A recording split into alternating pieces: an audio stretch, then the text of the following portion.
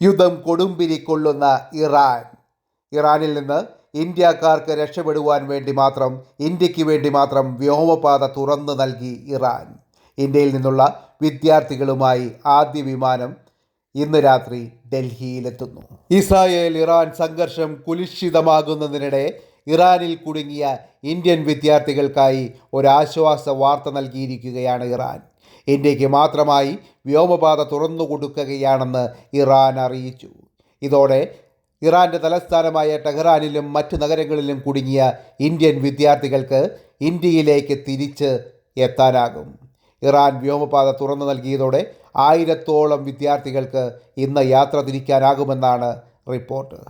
ഇന്ന് രാത്രി തന്നെ വിദ്യാർത്ഥികൾ ഡൽഹിയിൽ മടങ്ങിയെത്തിയേക്കും.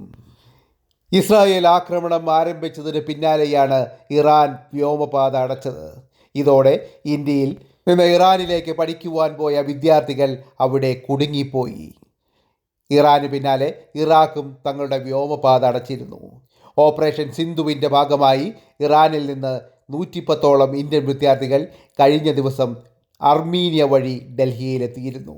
ഇന്ത്യൻ വിദ്യാർത്ഥികൾ രാജ്യത്ത് തിരികെ എത്തിക്കുന്നതിന് വേണ്ടിയാണ് ഇന്ത്യ ഗവൺമെൻറ് ഓപ്പറേഷൻ സിന്ധു ആരംഭിച്ചത്. ഇന്ത്യ ഗവൺമെൻറ്റിൻ്റെ പ്രത്യേക അഭ്യർത്ഥന പ്രകാരമാണ് ഇറാൻ ഇന്ത്യക്കാർക്ക് മാത്രമായി തങ്ങളുടെ വ്യോമപാത തുറന്നു നൽകിയത്. ഇതിനിടയിൽ അമേരിക്ക ഇസ്രായേലിനെ സഹായിക്കുവാൻ വേണ്ടി കൂടുതൽ പടക്കോപ്പുകളും പടക്കപ്പലുകളും പോർവിമാനങ്ങളും ഈ മേഖലയിലേക്ക് അയച്ചിട്ടുണ്ട്. കൂടാതെ പാകിസ്ഥാൻ സൈനിക മേധാവിയായ ആസിഫ് മുനീറിനെയും വാഷിങ്ടണിലേക്ക് വിളിച്ചു വരുത്തി പാകിസ്ഥാൻ്റെ സകലവിധ സഹായങ്ങളും അമേരിക്ക ആവശ്യപ്പെട്ടിട്ടുണ്ട്. തങ്ങൾക്ക് ആയുധങ്ങൾ തന്നാൽ എന്ത് സഹായവും പാകിസ്ഥാൻ നൽകുമെന്നും ആസിഫ് മുനീർ ട്രംപിന് ഉറപ്പ് നൽകിയിട്ടുണ്ട്. അതിനിടയിൽ ഇസ്രായേലിനോട് യുദ്ധം അവസാനിപ്പിക്കുവാൻ, സംഘർഷം അവസാനിപ്പിക്കുവാൻ ഇന്ത്യ സമ്മർദ്ദം ചെലുത്തണമെന്നും ഇറാൻ ആവശ്യപ്പെട്ടിട്ടുണ്ട്.